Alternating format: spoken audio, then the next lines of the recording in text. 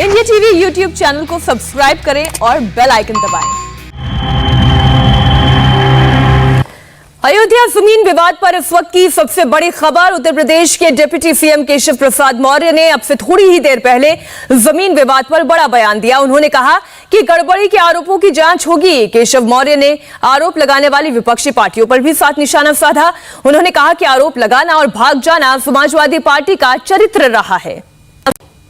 सवाल उठा रहे हैं वो अभी न तो ट्रस्ट के जो अंदर जो लोग हैं उनको जानते हैं और ना इस प्रकार के आरोप। मैं यह मानता हूं कि कहीं पर भी किसी भी प्रकार की गड़बड़ी है तो वो तो मानी जो ट्रस्ट के महासचिव आदरणीय चंपत राय जी हैं उन्होंने सार्वजनिक किया है, अपना बयान दिया है, उसके आधार पर जांच होगी, जो होगा दोषी। मंदिर बड़ा गंभीर मुद्दा है, इस तरह का आरोप नहीं, आस्था का विषय है। कहीं ना कहीं लगता नहीं कि जिन्होंने आरोप लगाया अगर सही नहीं हुआ तो उनके ऊपर सरकार कार्रवाई करेगी। देखिए, अभी तो इस प्रकार के आरोप लगाना और भाग जाना ये तो सपा और जिन पार्टियों का आप नाम ले रहे हैं, जिनका मैं नाम भी नहीं लेता, उनका चरित्र है।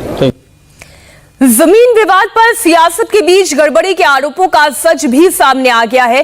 ट्रस्ट ने आरोपों के जवाब में पूरी पिक्चर क्लियर कर दी है। राम मंदिर ट्रस्ट के महासचिव चंपत राय ने बयान जारी कर साफ किया है कि जमीन बेचने वालों ने सालों पहले रजिस्टर्ड करार किया था और फिर 18 मार्च 2021 को बेनामा कराया। बेनामी के बाद उस जमीन का राम मंदिर ट्रस्ट के साथ करार हुआ। ट्रस्ट ने सियासी आरोपों को झूठा और भ्रम फैलाने के साथ ही गुमराह करने वाला बताया। इससे पहले अयोध्या से समाजवादी पार्टी के पूर्व विधायक पवन पांडे ने जमीन की खरीद में घोटाले का आरोप लगाया था। जमीन विवाद पर सियासत तेज है। विपक्ष ट्रस्ट पर गड़बड़ी का आरोप लगा रहा है, जबकि ट्रस्ट गड़बड़ी के आरोप को बेबुनियाद और झूठा बता रहा है। ऐसे में सवाल उठता है कि जमीन का आखिर सच क्या है। सच जानने के लिए इंडिया टीवी संवाददाता रुचि कुमार इस वक्त अयोध्या में ही मौजूद हैं। उन्होंने उस जमीन से ही एक रिपोर्ट भेजी जिसे लेकर पूरा विवाद है। आपको दिखाते हैं वो रिपोर्ट। अयोध्या का ये बाग वीरेश्वर इलाका है और ये वो जमीन है जिसको लेकर विवाद हो गया है। राम जन्मभूमि से करीब 2 किलोमीटर दूर ये जमीन है और समाजवादी पार्टी के पूर्व विधायक पूर्व मंत्री पवन पांडे का आरोप है कि जमीन को खरीदने में ट्रस्ट की तरफ से, राम जन्मभूमि ट्रस्ट की तरफ से बड़ा घपला किया गया है। पवन पांडे ने 2 रजिस्ट्री जारी की है। उनका कहना है कि पहले ये जमीन हरीश पाठक और कुसुम पाठक ने सुल्तान अंसारी को 2 करोड़ रुपए में बेची और उसके कुछ ही मिनट बाद ये जमीन राम जन्मभूमि ट्रस्ट को रजिस्टर्ड कर दी गई, रजिस्टर्ड एग्रीमेंट कर दिया गया। ये सुल्तान अंसारी ने किया राम जन्मभूमि ट्रस्ट को। सुल्तान अंसारी इसमें फर्स्ट पार्टी है और सेकंड पार्टी श्री राम जन्मभूमि तीर्थ क्षेत्र ट्रस्ट है। तो ये जमीन इनका कहना है कि 18.5 करोड़ रुपए में बिक गई। तो इतनी जल्दी ये दाम कैसे बढ़ गया, क्या हुआ, इसकी सीबीआई जांच की मांग विपक्ष कर रहा है। लेकिन जो ट्रस्ट है उसका ये कहना है कि आरोप बिल्कुल झूठे हैं, इनमें कोई भी सच्चाई नहीं है। जो मार्केट रेट है उससे ही जमीन खरीदी गई है और जो स्टैंप ड्यूटी है वो पूरी चुकाई गई है।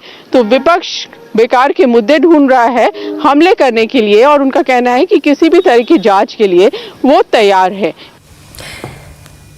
जहां पर रुचि कुमार मौजूद थी वहीं उनकी मुलाकात मोहम्मद इकबाल नाम के एक शख्स से हुई। इकबाल ने विवाद को नया रंग दे दिया है। उन्होंने दावा किया कि जिस जमीन की डील को लेकर विवाद है वो वक्फ की प्रॉपर्टी है। लैंड डील में जिस किरदार सुल्तान अंसारी का नाम है वो प्रॉपर्टी डीलर है और उसी ने सब कुछ जानते हुए भी पैसे के लिए इस डील को अंजाम दिया। क्या कह रहे हैं आप इस जमीन को लेकर? ये जो जमीन है ये हमारी वक्फ की प्रॉपर्टी रही है, अभी भी वक्फ है, क्योंकि वक्फ जो एक बार वक्फ हो जाता है तो हमेशा वो वक्फ रहता है। ये 1924 में हमारे पूर्वजों ने हाजी फकीर मोहम्मद ने इसको वक्फ किया था। अपनी समस्त संपत्ति, यही एक संपत्ति नहीं बहुत सी संपत्तियों को वक्फ किया है। फैजाबाद के रजिस्टर्ड कार्यालय से रजिस्टर्ड हुई है वक्फनामा। उसके बाद में जब वक्फ बोर्ड बना तो वक्फ बोर्ड में ये रजिस्टर 37 में दर्ज हुई। किन्हीं कारणवश कुछ जमीनें, इसके साथ और जमीनें जो खतौनी पे वक्फ नहीं चढ़ पाया, लेकिन वक्फनामे में ये नंबर पुराना और वक्फ बोर्ड के दवा 37 में दर्ज है। हमारे पास पुराना नंबर, नया नंबर तहसील से रिकॉर्ड भी है कि पुराना वक्फ, जिसको फर्द मुताबिकत कहते हैं। हमने सब जगह इसको लगाया। वक्फ बोर्ड में ये जिम्मेदारी वक्फ बोर्ड की है कि जो जमीन वक्फ की है उसको जांच करा करके निकाले और वक्फ उस पर चढ़वाए अगर नहीं चढ़ा है तो। लेकिन जुफर फारूकी जो वक्फ बोर्ड के चेयरमैन हैं, इन्होंने इसको पहले वक्फ माना, रिपोर्ट लगाई, उसके बाद में इसको उन्होंने बाद में डिनाई कर दिया। और हम लोगों जब मुकदमा पे तारीख पे जाएं तो यही कहें हम लोगों से कि कोरम नहीं पूरा है, कोरम नहीं पूरा है, अभी कोरम नहीं पूरा है। जब कोरम पूरा होगा तो आपका हो जाएगा, आप लोग सही हो, आपका हो जाएगा।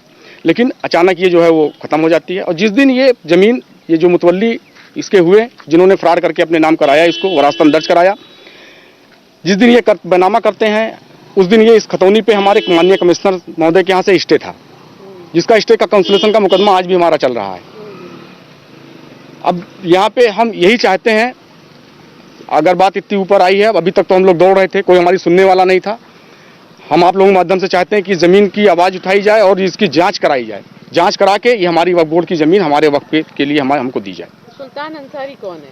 ये अयोध्या के एक प्रॉपर्टी डीलर हैं, ये लोग माफिया टाइप से लोग हैं, ये लोग जिन्होंने इसको जबरदस्ती जानते हुए, सुल्तान अंसारी के ये सबको जानकारी है कि अयोध्या में जितने मुस्लिम हैं कि ये वक्फ की प्रॉपर्टी है, लेकिन पैसे के चक्कर में सब लोग इसको खरीद बेच रहे हैं। पाठक, हरीश पाठक के पास कैसे ये जमीन आई? ये जो मुतवल्ली थे उन्होंने इसको उनके नाम बैनामा किया है, जो इसके मुतवल्ली थे वक्फ के, उन्होंने अपने नाम इसको जिसको वरासतन दर्ज करा लिया, जबकि वरासतन दर्ज नहीं करा सकते क्योंकि फायक के कोई औलाद नहीं थी।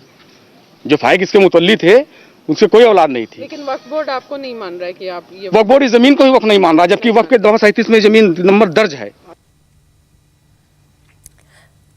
ये तो अब एक और ही तीसरा एंगल निकल आया है। मोहम्मद इकबाल ने सुल्तान अंसारी नाम के जिस शख्स का जिक्र किया, उसका इस विवाद में क्या रोल है ये आप समझिए, और इस विवाद की कितने किरदार है वो भी आपको बताते हैं। दस्तावेजों के मुताबिक जमीन की 2 डील हुई है और पहली डील में 2 विक्रेता हैं। एक है कुसुम पाठक और दूसरे हैं हरीश पाठक। इन्होंने सुल्तान अंसारी और रवि मोहन तिवारी से ये जमीन बेची है और इस जमीन बिक्री के 2 गवाह हैं। पहले हैं अयोध्या के मेयर ऋषिकेश उपाध्याय और दूसरे हैं राम मंदिर के ट्रस्टी अनिल मिश्रा। अब आगे सुनिए, जब दूसरी डील की बात हुई तो इसमें जमीन बेचने वाले हैं सुल्तान अंसारी और रवि मोहन तिवारी। इन्होंने जमीन श्री राम जन्मभूमि तीर्थ क्षेत्र को बेची, जिसके महासचिव चंपत राय हैं। इस जमीन बिक्री में अयोध्या के मेयर ऋषिकेश उपाध्याय और राम मंदिर के ट्रस्टी अनिल मिश्रा ही गवाह हैं। और आप जानते हैं ये कोइंसिडेंस है, पिछली दफा भी इन्हीं दोनों के नाम थे गवाह के तौर पर। अयोध्या जमीन, अब विवाद क्या है ये आप जानिए। समाजवादी पार्टी आरोप लगा रही है और आरोपों के मुताबिक जमीन 18 मार्च 2021 को 2 करोड़ रुपए में खरीदी गई। वही जमीन उसी दिन चंद मिनटों के बाद ही 18.5 करोड़ रुपए में राम मंदिर ट्रस्ट को दे दी गई, यानी राम मंदिर ट्रस्ट ने इसे 18.5 करोड़ रुपए में खरीदी। आरोपों और दस्तावेज के मुताबिक जमीन को पहली बार 7:10 और 39 पर खरीदा गया और दूसरी बार उसी जमीन को 7:15 और 44 पर 9.5 गुना कीमत अदा कर खरीदा गया। अब पहली डील में जमीन सुल्तान अंसारी ने खरीदी और दूसरी डील में इसे राम मंदिर ट्रस्ट ने खरीदा। आरोप यह लगाया गया कि आखिर चंद मिनटों में ही इसकी रजिस्ट्री जो की गई है, इन 2 रजिस्ट्रियों में दाम में इतना फर्क कैसे हो गया। अब अयोध्या के पूर्व एसपी विधायक पवन पांडे दोनों डील के आधार पर गड़बड़ी का आरोप लगा रहे हैं, लेकिन राम मंदिर ट्रस्ट ने उनके आरोप को पूरी तरह से बेबुनियाद। दोनों के बयान सुनिए। राम जन्मभूमि तीर्थ ट्रस्ट क्षेत्र ने 18 मार्च 2021 को 7:15 पर एक रजिस्टर्ड एग्रीमेंट कराया है 18.5 करोड़ का। 18.5 करोड़ में 18.5 करोड़ रुपए में ट्रस्ट ने एक जमीन का एग्रीमेंट कराया और 7:05 पर जिस जमीन का ट्रस्ट ने रजिस्टर्ड एग्रीमेंट कराया है उसी जमीन का बैनामा 7:05 पे हुआ था 2 करोड़ रुपए में। जब बैनामा कराया गया, कोई भी जमीन बैनामा कराइए या रजिस्टर्ड एग्रीमेंट कराइए, उसमें गवाह लगते हैं। जब जमीन का बैनामा हुआ 7:05 पर, तो उसमें गवाह थे ट्रस्टी अनिल मिश्रा और अयोध्या के मेयर ऋषिकेश उपाध्याय। हमको आरोप लगते ही रहते हैं। मैं 100 साल से आरोप ही देख रहे हैं। हम लोग हम पर महात्मा गांधी की हत्या के आरोप लगे। आरोप से हम चिंता नहीं करते। आप भी चिंता मत करिए, आप खूब लगाइए।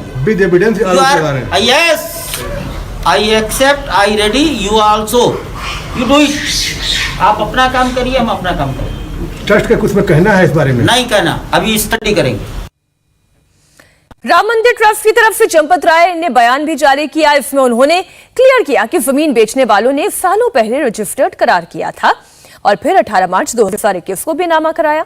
बेनामा के बाद राम मंदिर ट्रस्ट के साथ ही करार हुआ। ट्रस्ट ने आरोपों को सियासी झूठ और भ्रम फैलाने वाला, गुमराह करने वाला बताया। ट्रस्ट ने यह भी कहा है कि राजनीतिक द्वेष में झूठे आरोप लगाए जा रहे हैं। लैंड डील में 2 गवाहों में से एक अयोध्या के मेयर ऋषिकेश उपाध्याय ने भी आरोपों पर जवाब दिया है। ऋषिकेश उपाध्याय ने इन आरोपों को झूठा बताया है। जो भी पूरा मामला है ये राजनीति से प्रेरित है और ये वही लोग हैं जो राम को ना मानने वाले लोग। ट्रस्ट ने अपनी प्रेस विज्ञप्ति जारी कर दी है। ट्रस्ट ने अपनी प्रेस विज्ञप्ति जारी कर दी है कि जो वहाँ मंदिर निर्माण हो रहा है, परकोटा का विस्तार होना है, कुछ मंदिर और मकान उसमें आ रहे हैं। तो आज की डेट में जब पूरा देश अयोध्या आना चाहता तो अयोध्या का लोग अयोध्या से बाहर कैसे जाएंगे।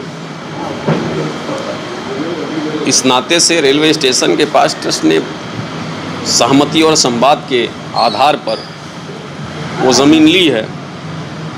उसमें अनावश्यक तिल का ताड़ बनाया जा रहा है। वो लोग राजनैतिक लोग हैं और जो भी उसमें अभी प्रेस विज्ञप्ति में आया है कि वर्षों पुरानी उनकी वो थी, वो ट्रस्ट क्लियर करेगा या जिन लोगों ने दिया है। मैं तो मेयर के नाते लगभग जो भी मंदिर आए हैं उसमें मैं विटनेस करता हूं और सब ऑनलाइन ट्रांजैक्शन ट्रस्ट करता है, तो उसमें कोई हेरा फेरी इस प्रकार करना उनकी बौखलाहट है।